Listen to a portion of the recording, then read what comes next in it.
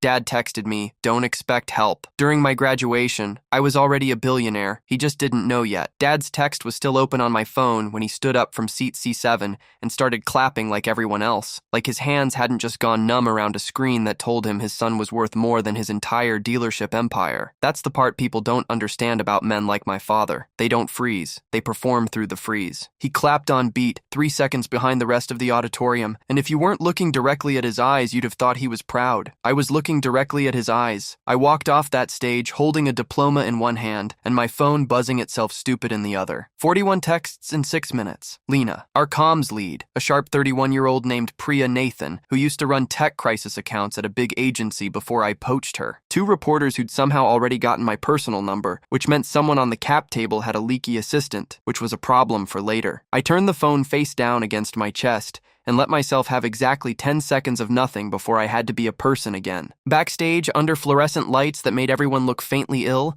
a girl from my algorithms class grabbed my arm and said, "Wait, is it true? Is that you? The Bloomberg thing?" And I said something polite and non-committal and kept walking, because I hadn't decided yet how I wanted the next 4 hours to go. I'd planned the reveal. I had not planned what came after the reveal, which tells you something about me. I'm good at endings, bad at what happens once the credits roll. Somebody's phone was already playing the alert out loud near the coat check, the little chime of a Bloomberg push notification, and I heard my own name come out of a stranger's speaker before I'd even made it out of the gown. A guy I didn't recognize, some other family's uncle probably, was reading the headline to his wife in the tone people use for lottery numbers. 26 years old, $1.3 billion.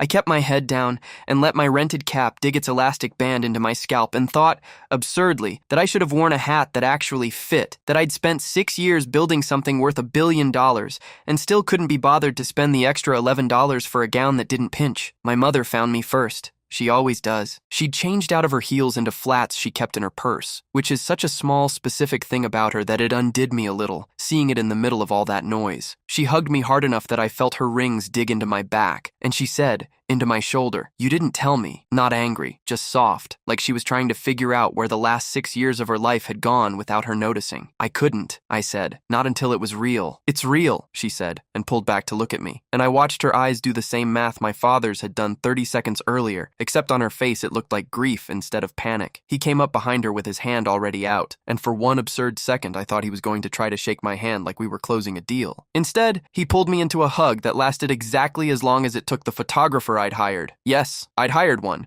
because I knew this moment was going to matter, and I wanted it documented on my terms, not spun by whoever got to it first, to get 3 frames off. Over his shoulder, I watched the photographer, a quiet guy named Desmond, who'd shot 2 of our product launches, nod at me once. "Got it. Son," my father said, and his voice had the particular gravel it gets when he's recalibrating in real time. That is unbelievable. Why didn't you say something? You texted me 20 minutes ago that I shouldn't expect any help from you," I said. "Quiet. Not for the room, just for him. Going forward, I think you said." He didn't have anything ready for that. I watched him reach for something, a joke, a reframe, an apology, and come up empty 3 separate times, his mouth opening and closing like a man trying doors that had all just been changed on him. I meant in general. I meant you're a grown man. You don't need... "It's fine, Dad," I said. "And I meant it the way you mean it when you've already stopped needing the thing you're being told you don't need." "I don't." My mother's hand found my elbow. She squeezed it once, hard, a signal I'd known since I was 7 years old that meant, not here, not now, later. I let it go. I'm good at letting things go in public. It's the letting go in private that's always been the problem. We still had the dinner reservation. I'd booked it 3 weeks earlier at Corbeau, a 28-seat place near the public garden with a 9-month wait list that I'd jumped by knowing the right investor who knew the right chef. I'd planned to sit across from my father and let him watch me pay for a $400 bottle of wine without blinking. I'd pictured that moment for a long time. I want to be honest about that, because it's not a flattering thing to admit that some part of the last 6 years had been built brick by brick toward a single dinner where I got to watch a man's face while he understood, finally, completely, that he'd guessed wrong about me. I got my dinner. It didn't feel the way I thought it would. He ordered the same steak he always orders, medium, and made a comment to the server about how he used to know good beef back when Kobe still meant something, and the server smiled the smile servers give men like my father, and I watched my mother watch her plate. Mark texted the family group chat halfway through the appetizers. "Bro, congrats. Always knew you had it in you," which was funny in a way I didn't have the energy to laugh at, since Mark hadn't spoken to me directly in 14 months before that message. David didn't text at all. David was 3 weeks into his second divorce and, I'd later learn in no position to be congratulating anybody on financial good news. My father waited until the entrees to pivot. I want to give him credit for patience at least. He let 2 courses go by. You know, he said, cutting into his steak without looking up, Thompson Motors has had a rough couple years. Floor plan rates aren't what they were. Belmont's been squeezing us on the EV transition, wants us to retrofit 2 showrooms by next spring or they're pulling the franchise. I said nothing. I'd learned in 6 years of investor meetings that silence does more work than any question. I'm not asking, he added quickly, which is what people say right before they ask. It's good what you did. I want you to know I'm proud. A pause. Family helps family is all I've ever believed. When you're ready to talk business, I'm here. My mother's fork stopped halfway to her mouth. I watched her set it down very carefully. The way you set something down when you're afraid slamming it will start a fight you don't have the strength for. I'll think about it, I said, which was a lie, and we both knew it was a lie, and we finished the meal like 2 men who just signed a contract neither of us intended to honor. That should have been the end of it. One awkward dinner, one uncomfortable truth sitting on the table between the breadbasket and the check. I paid, of course I paid, $480 including the bottle, and I did it without blinking, and it felt exactly as hollow as I'd been afraid it would, and I flew back to San Francisco the next morning and told myself the hard part was over. It wasn't the end. It was the first loop of something I didn't have a name for yet. 3 weeks later, our front desk manager, a woman named Carla Nguyen, who has worked the lobby of our Folsom Street office since we had 40 employees instead of 400, called my cell at 9:14 on a Tuesday morning. Ethan, I've got your dad here. He doesn't have a badge and he's saying he doesn't need one. I told myself it was nothing. Fathers show up. Fathers get excited and hop on planes and want to see the building their kid built. I went down to the lobby expecting pride and instead found him standing under our logo wall in a blazer he definitely bought for the occasion, filming a slow pan across the space on his phone. This is incredible, he said, not quite to me, more to the phone. This is Carla, right? Can you get a shot of me and my son by the sign? I asked him to stop filming. He did, eventually, after Carla and I both asked twice, and over coffee in a glass conference room, he told me, casually, like it was a small thing, like it wasn't a live grenade, that he'd done a short interview with a local Bay Area business channel that morning before coming in. Just a little segment, he said. Proud father stuff. They wanted context on how you got started. I told them a little about the early days, the ideas you used to bring to me. I told myself it was flattering, in its own clumsy way. 6 years of silence, and now suddenly he wanted to be part of the origin story. I told myself a lot of men do this, rewrite their own footnotes into headlines once the outcome is known, and that it probably cost me nothing to let an old man have his moment on a cable access segment nobody outside a 40-mile radius would ever watch. That's the thing about denial. It always sounds so reasonable while you're inside it. My stomach dropped in a very specific physical way, a cold drop like missing a stare in the dark. What did you say about the early days? Just that I always believed in you, that I gave you some advice when you were starting out. He shrugged, spread his hands. A man laying out a gift. Nothing crazy. I told myself it was nothing. I told myself, gave you some advice, was a father's harmless embellishment, the kind every parent tells themselves after the fact, the kind that doesn't cost anyone anything. 4 days later, our press inbox got a message from a business reporter at a regional outlet, forwarded to me by Priya with a single line on top. We need to get ahead of this. The reporter was asking us to confirm a claim that Richard Thompson, father of Data Halo founder Ethan Thompson, had co-signed early business loans and provided mentorship capital during the company's founding period. I read it standing up. I read it a second time sitting down. My hands weren't shaking yet. That came later. What I felt first was something closer to vertigo, the specific, sick feeling of watching a story about your own life get told wrong by someone who was there. I called him. He didn't pick up until the 4th try. Dad, what did you tell that reporter? I don't know what I said I supported you. I did support you, Ethan. I paid for your car insurance until you were 22. You told them you co-signed loans. A pause, just half a second too long. I might have, look, it's a nuance thing. I helped you get set up. I'm not going to sit here and let people think I did nothing for 6 years. You told me not one red cent, I said, and my voice came out flatter than I expected, flat in a way that scared me a little. Those were the words. Not one red cent. You told me not one red cent, I said, and my voice came out flatter than I expected, flat in a way that scared me a little. Those were the words. Not one red cent. He didn't answer that. He said something about family and legacy and how a man builds a story for his kids to inherit, and I hung up before I said something I couldn't take back over the phone, something I wanted to say in a room, in person, where I could watch his face while I said it. I didn't think it could get worse than a father inflating his own myth to a local news producer. I was wrong about that within 3 weeks. The letter came to our general counsel's desk on a Thursday, on the letterhead of a firm I'd never heard of, Grissom & Wade, out of a strip mall office park 40 minutes from my parents' house. Our general counsel, a careful, unshakable man named David Ferreira, who'd come to us from a firm that did IPO work for half the unicorns on the West Coast, walked into my office holding it like it might be contagious. "You need to sit down for this one," he said. The letter claimed the existence of a document called the Family Investment and Advisory Agreement, dated 6 years and 2 months earlier. The same month I noted with a specific kind of nausea, as the study meeting where my father told me tech was a bubble and pushed my folder back across his desk unopened. According to the letter, that meeting had actually resulted in a signed agreement, $50,000 in seed capital from Richard Thompson in exchange for 15% equity in whatever business I subsequently formed, plus ongoing advisory compensation. 15% of Data Halo, at our current valuation, was north of $195 million. "This is fabricated," I said. My voice didn't sound like mine. "David, I was there. He didn't give me $1. He didn't even open the folder." "I believe you," David said, and I noticed he chose his words carefully, the way lawyers do when they mean something specific by them. "But belief isn't evidence, and we've got a secondary offering opening in 11 days that this can absolutely blow up if it's not resolved cleanly before then. Any cloud on the cap table gets flagged. Underwriters get nervous. Nervous underwriters delay closings." I asked him the question I was afraid to ask. "Do I have anything from that meeting? Anything in writing?" He looked at me for a second too long before he answered, which told me the answer before he said it. "No, it's your word against a notarized document." That was the moment my hands started shaking, not dramatically. Nobody in the room would have noticed unless they were looking, and nobody was looking except me, staring down at my own fingers on the conference table like they belonged to someone else. 6 years of proof. Every rejected pitch deck, every ramen wrapper, every 2 a.m. commit message time-stamped from a laptop with a cracked hinge.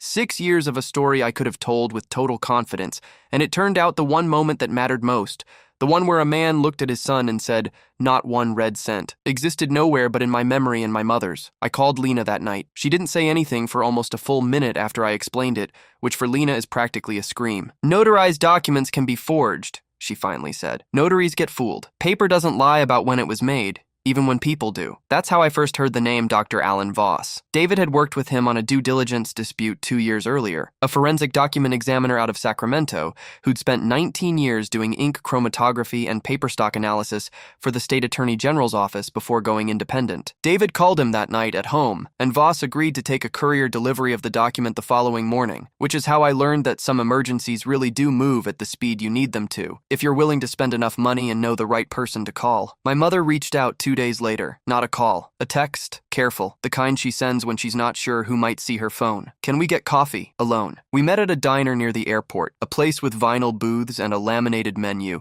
because she said she didn't want to risk being seen anywhere my father's friends might be. She looked smaller than she had at graduation. She had a manila envelope with her, the corners soft from handling, and she slid it across the table before she'd even taken her coat off. "I should have given you this a long time ago," she said. Inside were bank statements. Wire transfer confirmations. 6 of them, spanning 3 years, each one for $2,000 to $5,000, each one addressed to an account I didn't recognize. "I tried to send you money," she said. "Every time you were struggling, every semester you mentioned tuition or rent, I tried." He found out about the first one and I couldn't. After that, I used my sister's account instead, so it wouldn't show up on the joint statements. I don't know if any of it ever reached you. I never had the nerve to ask. I hadn't received a cent of it. I told her that, and I watched something in her face crack open. 6 years of a secret finally landing somewhere it didn't have to be carried alone anymore. Then she told me the rest, the part that mattered more than the money. Thompson Motors had been underwater for 2 years. The floor plan loan, the financing dealerships use to keep inventory on the lot before it sells, was 6 months from a covenant default. Velmont, the manufacturer,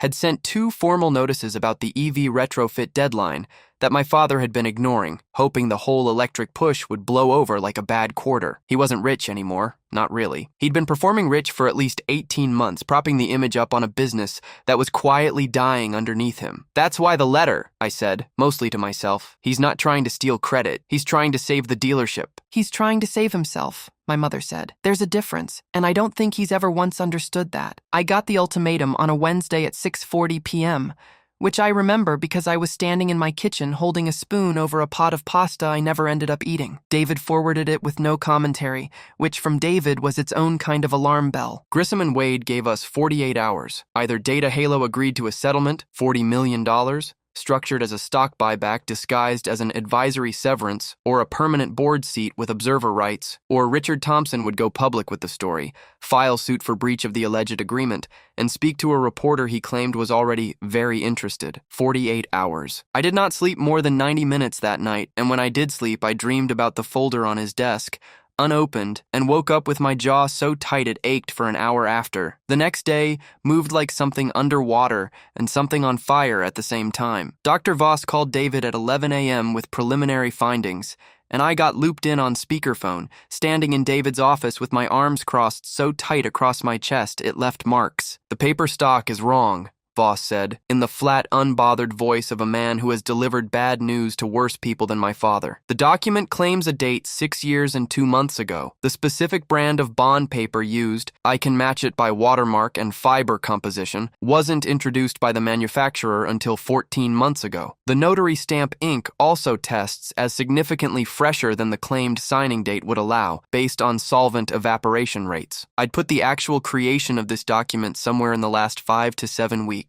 5 to 7 weeks, right around the time the Bloomberg alert hit his phone at seat C7. There's more if you want it," Voss added, and I said I wanted all of it. He walked us through the rest without any particular relish, the way a mechanic explains a busted engine. Matter of fact, a little bored, because to him it was just another Tuesday of finding what people try to hide. The signature had been rendered in a gel ink pen, whose specific formulation, according to the manufacturer's own records, hadn't shipped to retail until 19 months ago. The notary's embossed seal was slightly misaligned compared to 11 other documents Voss had pulled from public county records, bearing the same notary's confirmed older stamp, consistent, he said, with a seal that had been repressed by hand rather than applied in a single motion, the way you'd do it if you were faking an older document and pressing a borrowed or reused stamp onto paper that hadn't been under it the first time around. None of it, on its own, would have been enough to hang a case on. Together, stacked 3 deep, it wasn't a question anymore. It was a certainty wearing the shape of a lawsuit. Priya Nathan built a statement that afternoon in case anything leaked before we were ready. Tight, factual, no adjectives, the kind of statement that reads like it was written by someone who has nothing to hide because she doesn't. Rachel Kim, the litigation partner David brought in from Morrison & Cole, a 14-year courtroom veteran who'd once made a hedge fund manager cry during a deposition according to office legend, drafted a response that did 3 things at once. Rejected the settlement, attached Voss's preliminary forensic report, and put Grissom and Wade on notice that continued pursuit of a claim built on a fabricated document would be referred to the district attorney's office for attempted fraud, and given the 48-hour extortion timeline, attempted extortion. "There's one more thing," Rachel said, sliding a printout across the table at 9 p.m., the two of us alone in the office with the city lights doing their indifferent thing outside the window. "Your mother mentioned an old voicemail."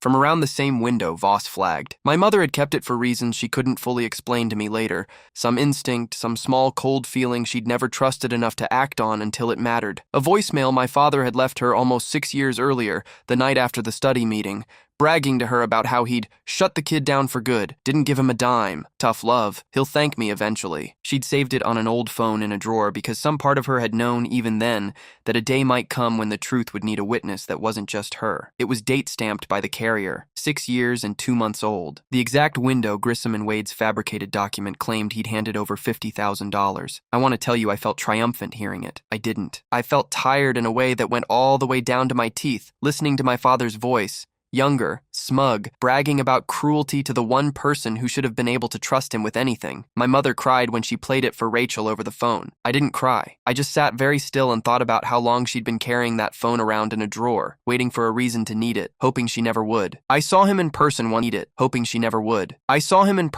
before the deadline, on my own terms, because I decided I wanted to watch his face while I said it instead of doing it through a screen. I drove to the house at 4 p.m. the day before the response was due. No lawyers, just me, and found him in the garage where he does his thinking, standing over a car that wasn't his anymore in any way that mattered, since the bank owned most of it on paper. "You could still take the deal," he said, before I'd even gotten the door shut behind me. No hello, straight to it, like a man who'd rehearsed the opening line in the mirror. "It's not about you being angry at me. It's about keeping the business in the family. There is no family investment agreement. I said. You know that better than anyone alive. It's a formality, he said, and I watched something in his jaw tighten, the same tightness I remembered from the study, 6 years and 2 months earlier, when he'd pushed my folder back across the desk without opening it. Paperwork gets backdated in business deals all the time. It's not what you're making it into. Dr. Voss found the ink brand didn't exist yet when you claim you signed it, I said. He found the notary seal was pressed twice. Mom found your voicemail, Dad, the one where you bragged to her about not giving me a dime. I've heard your own voice say it. For the first time in my life, I watched my father run completely out of things to say. Not a pause before a comeback. An actual total stall. His mouth working with nothing behind it. The garage light buzzing over both our heads while he tried and failed to find the next sentence. It should have felt like winning. Mostly it felt like watching a building I used to live in get condemned. I did what I thought was right, he finally said,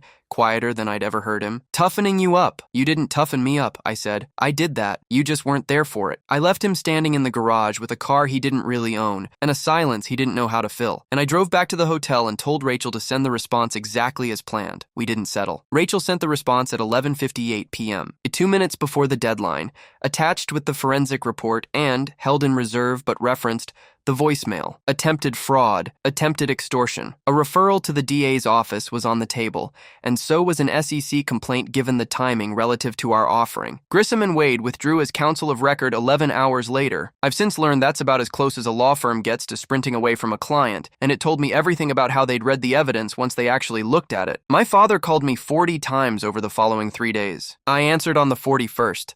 Mostly because my mother asked me to, and mostly because some small, stupid 26-year-old part of me still wanted to hear him say he was sorry in a way that meant something. He didn't say sorry. He said the dealership was going to fail without the money. He said Velmont had already sent the termination notice for the franchise agreement, effective in 90 days, citing reputational concerns following recent public allegations of fraud involving the dealership's principal. He said the bank had called the floor plan loan due in full. He said, and I remember this part precisely because it was the closest thing to honesty I'd heard from him in years. I didn't think you'd actually check the paper. You didn't think I'd have a reason to distrust you, I said. That's not the same thing as thinking I wouldn't check. I could have pushed for criminal charges. Rachel told me plainly that we had enough. The forensic report alone would likely have supported a fraud referral, and combined with the extortion timeline, a prosecutor would have had a clean case. I thought about it for 4 days. I thought about my mother, who had spent 31 years married to a man who bragged about cruelty into her voicemail and still made her coffee every morning like nothing was wrong. I thought about what it would do to her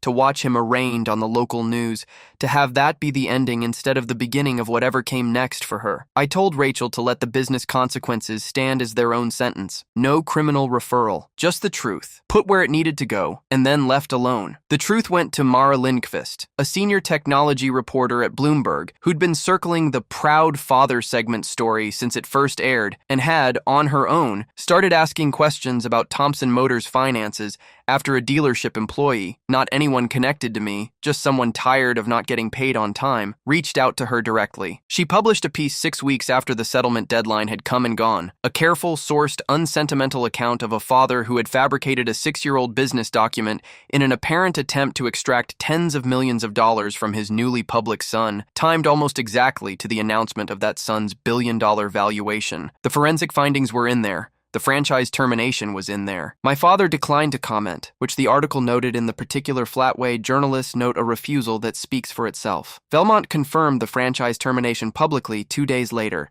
citing standard language about brand standards and dealer conduct that everyone who read the Bloomberg piece understood the real meaning of. The bank recalled the loan in full within the month. Thompson Motors closed its doors for the last time on a Tuesday in early spring, and I heard about it from my mother, not from him, because by then he and I weren't really speaking in any sense that involved him telling me things directly. Mark quit before he could be let go, which I understand is its own kind of small mercy men like my brother extend themselves. David, mid-divorce and now watching the family business evaporate in the same season, stopped returning my calls entirely, which honestly felt less like a loss than an absence I'd already made peace with. My mother filed for a legal separation 4 months after the article ran. She didn't ask me for money, and I gave her some anyway, set up properly through Rachel's firm so there'd never be a document anyone could question, ever, again. A clean, boring, notarized trust that did exactly what it said it did and nothing more. She moved into a small house 40 minutes from my new offices, close enough that she started showing up on Sundays with actual food instead of performances of concern. And somewhere in there,